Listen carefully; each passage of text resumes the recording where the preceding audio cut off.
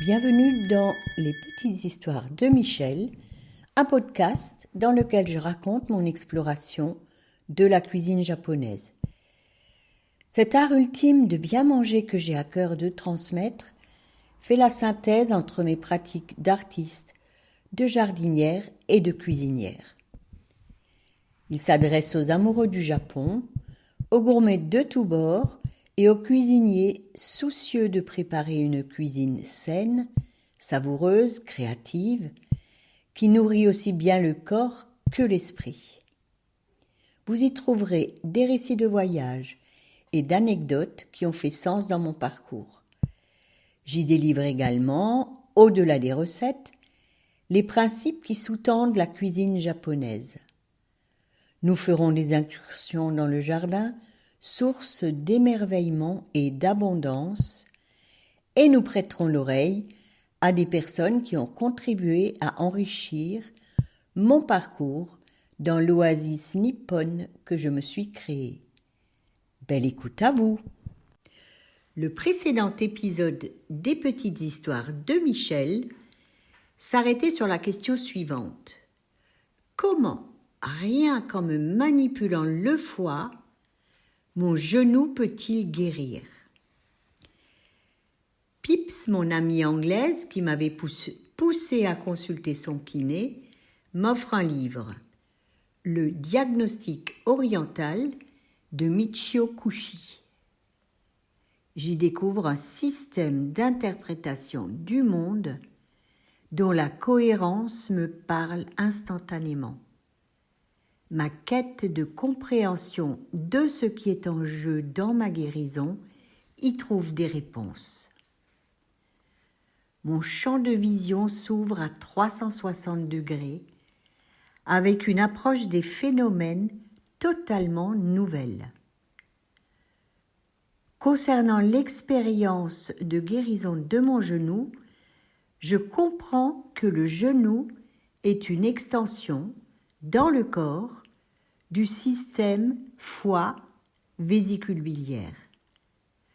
Comme mon foie, je l'ai surchargé, maltraité, ignoré, comme je n'entendais pas ses appels au secours, le mal a frappé plus loin, dans les tissus qui sont une extension du système foie-vésicule biliaire.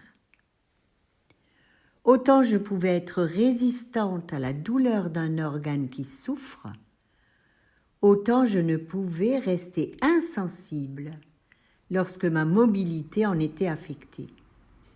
Bingo! Le corps a trouvé à quelle porte frapper pour se faire entendre.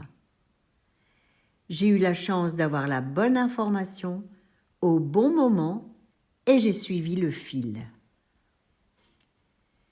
Dans ce système holistique, la saison qui est en relation avec le foie, c'est le printemps. Et l'élément climatique en lien, c'est le vent. Une nouvelle prise de conscience se fait jour. Je comprends maintenant pourquoi un printemps venteux m'impacte au point que je n'en dorme plus. Il est des nuits de tempête au printemps où je suis recroquevillée au fond de mon lit, complètement à la merci des éléments qui aggravent l'état d'un organe en souffrance. Peut-être est-ce là une invitation à alléger mon foie pour lui permettre de se régénérer. Tout commence à s'éclairer. Ce qui pouvait être perçu comme une fatalité, à savoir un genou qui se bloque alors que je ne faisais que de petits rebonds, est maintenant perçue comme la résultante de mes comportements à long terme et comme un signe envoyé par le corps qui me dit avec exactitude où se loge le problème. Une autre conception de la maladie et de la guérison se fait jour.